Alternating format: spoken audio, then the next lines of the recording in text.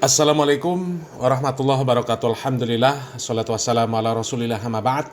Kaum muslimin yang dirahmati Allah subhanahu wa ta'ala, kali ini kami tertarik untuk mengangkat sebuah video dari channelnya Om Bahar bin Smith, kaum muslimin.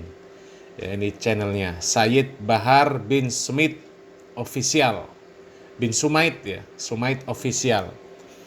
Nah, yang ingin kita angkat ini ada sebuah postingan, ya, diposting 2 hari yang lalu videonya.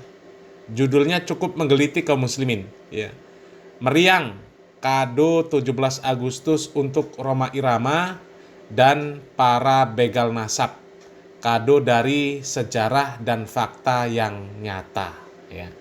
Jadi ini niatnya untuk membuktikan bahwa para habaib Ba'alawi ini adalah orang-orang yang penting, artinya orang-orang yang memiliki peran penting di dalam kemerdekaan negara kita Republik Indonesia, ya. Coba kita simak videonya kaum muslimin. Nah, kaum muslimin di sini menampilkan gambarnya seorang habib namanya Habib Hussein Muthohar. Habib yang berjasa untuk memerdekakan Indonesia. Ini ya. Ini Habib Hussein Muthohar, penyelamat bendera pusaka. Ya, sang penyelamat bendera pusaka. Ini fakta-fakta tentang Habib Hussein Muthohar, ya, pencipta lagu 17 Agustus.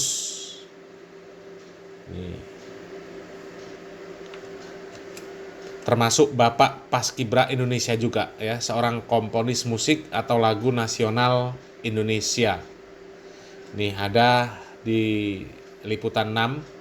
5 Habib pejuang kemerdekaan RI, pencipta lagu Hari Merdeka hingga perancang lambang Garuda. Nah, ini Sultan Hamid, ya, perancang lambang Garuda Pancasila. Para habaib yang berperan dalam kemerdekaan Indonesia. Sultan Syarif Qasim II. Ini kaum muslimin.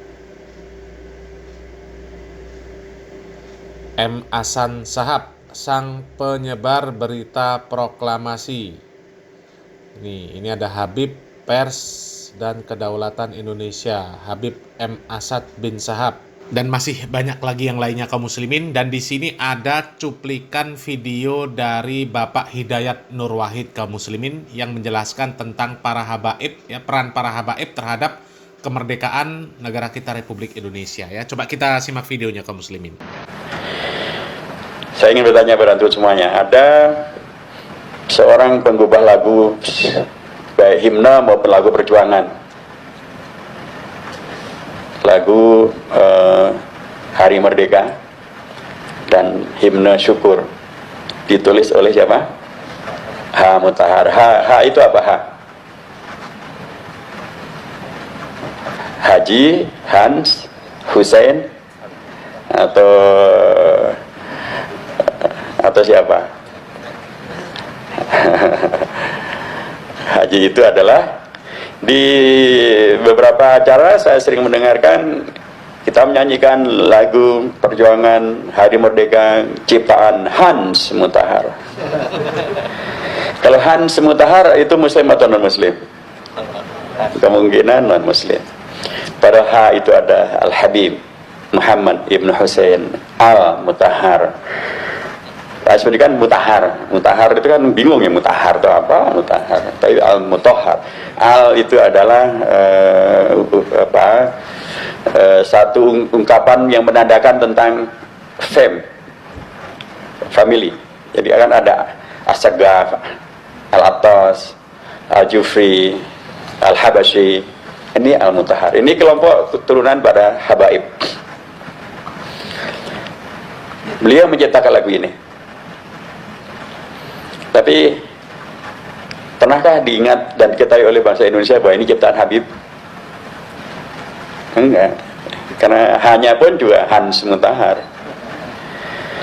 Coba sekarang antum rasakan, beda enggak ketika kita menyanyikan dua lagu itu dengan mengetahui itu adalah ciptaan Habib, dan dengan kalau itu diciptakan oleh Hans Muthohar, sama atau tidak kira-kira? Mari coba kita hayatinya. Ini dasar ini. Beliau menciptakan lagu tentang syukur, itu malah sebelum Indonesia merdeka, dipopulerkan pada Januari 45. Jadi beliau dengan basirohnya Saudara Habib, dia merasakan Indonesia pasti akan segera merdeka. Karenanya beliau mendahului dengan syukur. Hafal nggak lagu himne syukur? Hafal ya? Dicoba. Nggak apa-apa, di kantor kan biasa juga, ada band juga gitu ya. Ya, kita cobanya supaya kita menghayati bahwa Indonesia ini korelasinya dengan para habaib dan ulama itu sangat kuat. Bahkan mereka lah yang mentahiyah, memukodimahi supaya ketika umat Islam menerima Indonesia merdeka itu diterima dengan perasaan yang begitu sangat mendalam, syukur pada Allah yang luar biasa. Baik, kita mulai.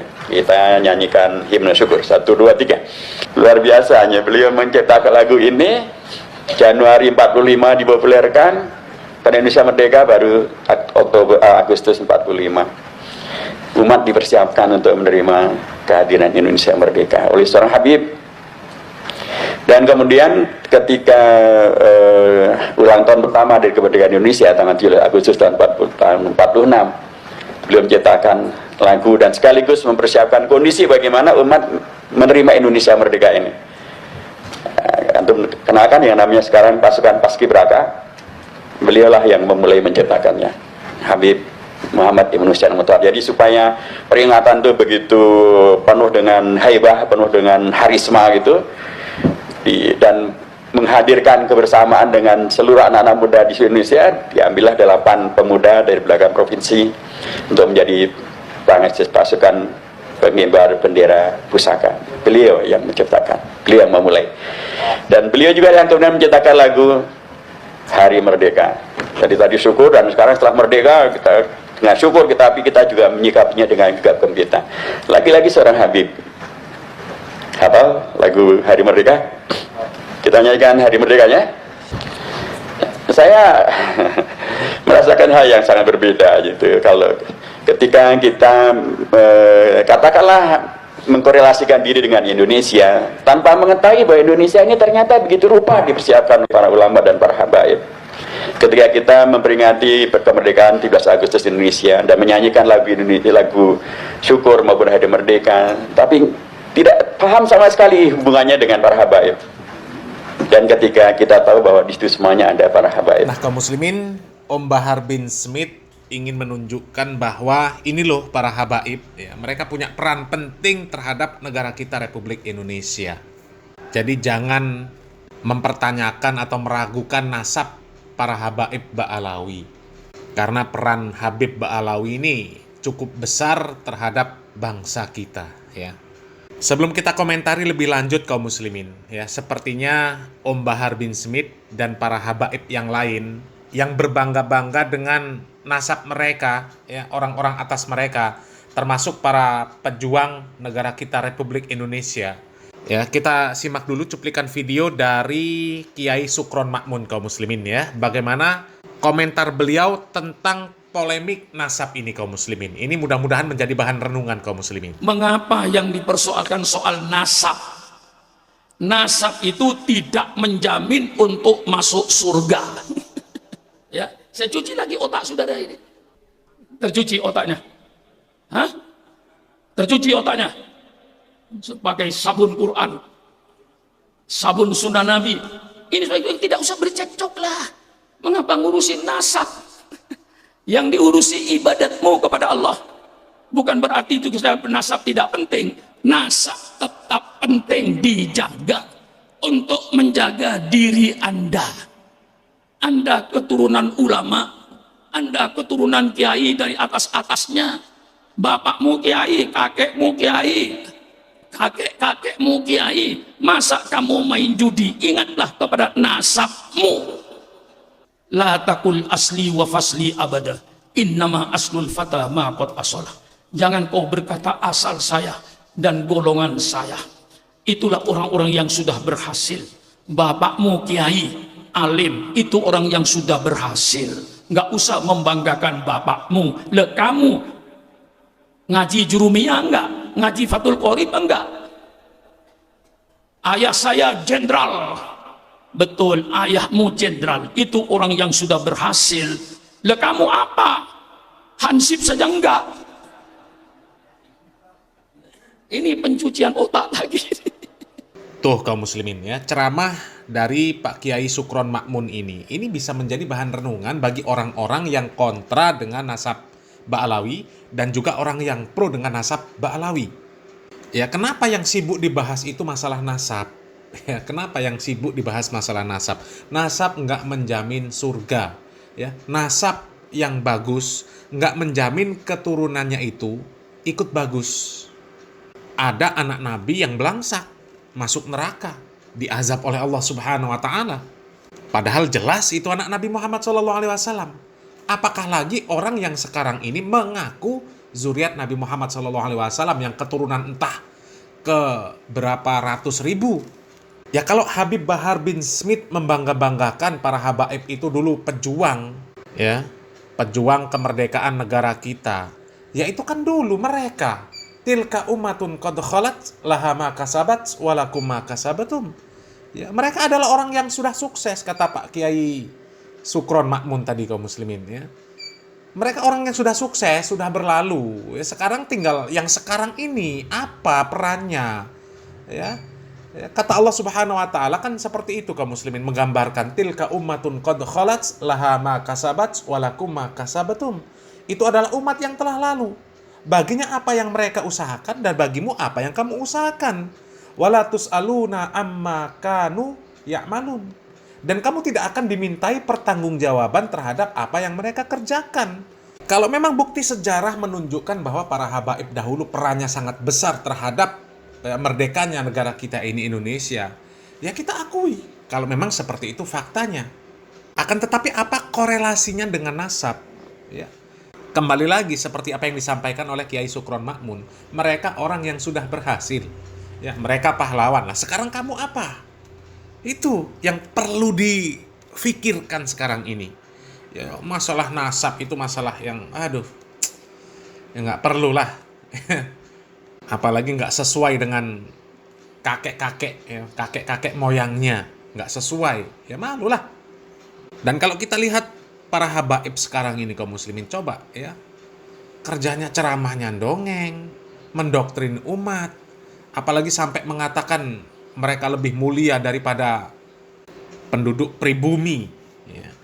Apapun kondisi mereka, mau ahli maksiat, mau nakal, mau gila, tetap lebih mulia daripada pribumi meskipun pribuminya ulama. Ya kan seperti itu maknanya. Kalau Habib itu lebih mulia daripada ulama yang bukan Habib. Ya, Habib yang gila, Habib yang nakal, kaki Habib yang bermaksiat lebih utama, lebih mulia daripada kepala seorang alim. Ya, itu kan artinya maknanya bahwa Habib itu lebih mulia daripada pribumi, apapun kondisi Habibnya. Coba apakah yang seperti itu adalah ajaran para pendahulu habaib Ba'alawi yang ada sekarang ini? Ya. Makanya kita pernah mengatakan kaum muslimin ya, Habib-habib yang diceritakan tentang karomahnya, yang Abdullah Al-Haddad, yang katanya namanya bisa menjadi jawaban untuk malaikat Munkar dan Nakir, ditanya man rabbuka, man nabiyuka, man dinuka, dijawab Habib Abdullah Al-Haddad. Ya. Kemudian ada Habib yang katanya bisa memadamkan api neraka, yang katanya bisa pergi ke surga, bosan di dunia pergi ke surga, ya, nanti bosan di surga balik ke dunia lagi. Mungkin mereka itu nggak pernah menyampaikan yang seperti itu. Mungkin mereka dulu adalah orang-orang yang benar-benar alim, orang-orang yang taat, orang-orang yang taat kepada syariat Islam. Hanya saja kemudian belakangan ini ada orang yang demi kepentingan perutnya membuat cerita-cerita mengatasnamakan nama-nama para ulama terdahulu, termasuk para pendahulu habaib Ba'alawi. Ya, termasuk Buya Yahya juga pernah menyampaikan seperti itu. Nggak mungkin Habib Abdullah Al-Haddad, kemudian para habib-habib terdahulu, mereka mengklaim sesuatu yang melanggar syariat Islam. Ya, nggak mungkin. Tapi mungkin cerita-cerita yang seperti itu dibuat-buat oleh orang-orang yang memiliki kepentingan tertentu. Apakah tujuannya untuk memuaskan hawa nafsunya, atau mungkin tujuannya untuk merusak agama Islam. Sehingga mereka membuat cerita-cerita khurafat yang seperti itu, cerita-cerita bohong, mengatasnamakan para pendahulu habaib. Sehingga kemudian cerita-cerita tentang cerita-cerita khurafat itu tadi menyebar, ya kemudian nama-nama habaib terdahulu menjadi buruk. Ya seolah-olah mereka adalah ahli khurafat dan lain sebagainya. Dan kemudian apalagi sekarang kalau melihat para habaib ya ceritanya khurafat juga, ceritanya khurafat, mengagung-agungkan kuburan, bahkan membuat kuburan palsu. Ya berapa banyak kuburan palsu yang sudah terbongkar. Ya. Jadi penjelasan dari Pak Kiai Sukron Makmun tadi ya, itu bisa menjadi bahan renungan untuk orang-orang yang ya, membegal nasab katanya ya, untuk para begal nasab dan juga yang nasabnya dibegal. Karena dua-duanya ini juga mengaku nasab mereka mulia juga. Ya, artinya saling berbangga dengan nasab. Yang satu membanggakan bahwa mereka adalah nasabnya tersambung dengan Nabi Muhammad SAW.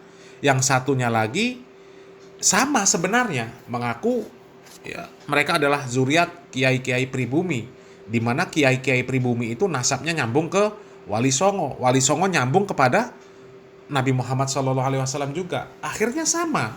Ya, klaimnya sebenarnya sama. Ya, padahal nasab itu kalau di hadapan Allah Subhanahu wa taala ya nggak ada gunanya kalau kita datang kepada Allah Subhanahu wa taala dengan membawa nasab kita. Oh, kami anak Nabi Muhammad SAW, anak turunnya. Anak turun Nabi Muhammad SAW. Itu nanti gak akan ditanya oleh Allah Subhanahu wa taala. Ya, Nabi Muhammad SAW sudah jelas mengatakan bahwa man bata'a bihi amaluh lam yusri bihi nasabu. Orang yang amalnya gak ada, dia telat, dia lamban dalam beramal, nasabnya gak bisa mengejar. Gak bisa. Jadi gak ada gunanya berbangga-bangga dengan nasab. Ya, itulah tadi ya perumpamaan yang disampaikan oleh Pak Kiai Sukron Makmun. Ya, kalau kami menganalogikan, mengkiaskan ya di dalam surat Al-Baqarah ayat 134 itu kan sudah jelas. Allah Subhanahu wa taala mengatakan tilka ummatun qad khalat laha ma kasabat walakum ma kasabatum. Ya, kalau kalian membangga-banggakan nasab kalian atas kalian, ya mereka sudah sukses. Sekarang kalian yang sekarang ini, ya apa yang kalian usahakan sekarang ini? Kalau kalian hanya cerita-cerita khurafat, doktrin-doktrin yang sesat dan menyesatkan, ya menyebarkan agama yang tidak sesuai dengan tuntunan Nabi Muhammad SAW, maka nggak ada gunanya, nasab itu nggak ada gunanya. Ya, mudah-mudahan bermanfaat. Barakallahu fikum. Wassalamualaikum warahmatullahi wabarakatuh.